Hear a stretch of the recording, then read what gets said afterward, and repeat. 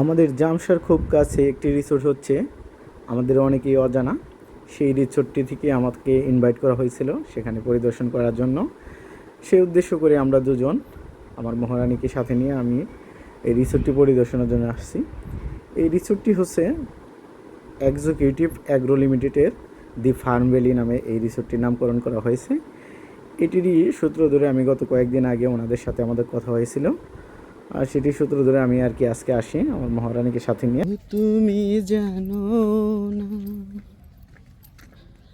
জানো না রে প্রিয়, তুমি মোর জীবনের সাধনা। এই অংশটি হচ্ছে ওনাদের কটেজ বা বিভিন্ন রিসোর্ট টাইপের যে সব অপশন থাকবে এই সব জায়গাতে ওনারা থাকবে ফোয়ারা। আর এইটা হচ্ছে একদম নদীর পাশ ঘেঁষে এই রিসোর্টটা। মূলত গোলাই যে ঘাট আছে আমাদের গোলাই ঘাটের পাশেই, আর এইদিকে আছে হলো এফবি সিটের ভাটা। এই দুইয়ের মাঝখানে মূলত এই রিসোর্টটি করা হয়েছে। আপনি এই নদীর পাশটি দেখলে পরে বুঝতে পারবেন একদম মনোরম একটি পরিবেশ, প্রাকৃতিক পরিবেশ, যা যারা শহরে কোলাহল ছেড়ে একটু নিরিবিলিতে থাকার পছন্দ করেন তাদের জন্য একদম পারফেক্ট। তো বৃষ্টি চলে আসে, সে উদ্দেশ্য করে আমরা একটু ভিতরে যাওয়ার যে ডাইনিং স্পেস আছে সেই ডাইনিংয়ে যাওয়ার জন্য আমি ভিতরে চলে আসি। ডাইনিং স্পেসটা অত্যন্ত সুন্দর করে একদম পরিপাটি ভরিয়ে গোছালো একটি পরিবেশ দেওয়া হয়েছে। যেভাবে আমরা বিভিন্ন ট্যুরিস্ট স্পটগুলোতে দেখে থাকি সেরকমই একটি প্রাকৃতিক আদল দেওয়া হয়েছে।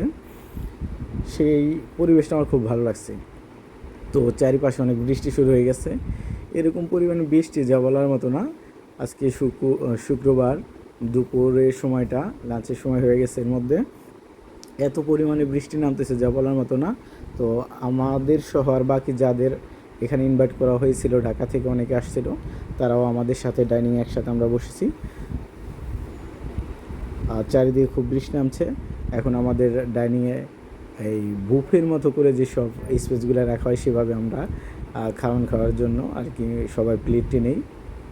এখানে ছিল শসা ছিল, সালাদ আইটেমের মধ্যে ভাত ছিল, তারপরে করলা ভাজি ছিল, তারপরে ছিল এই আলু ভর্তা, তারপরে মুরগির মাংস। টোটালি একদম প্রাকৃতিক যে খাবারগুলা বা গ্রামীণ খাবার সেগুলাই এখানে পরিবেশন করা হয় আমাদেরকে।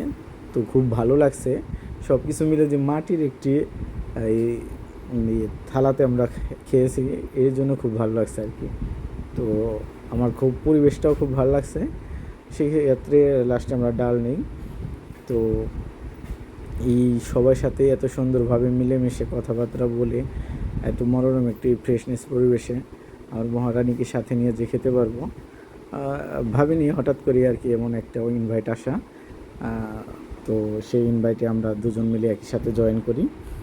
এই অনেকেই কাপল সহ আসছে, আমরাও আসছি।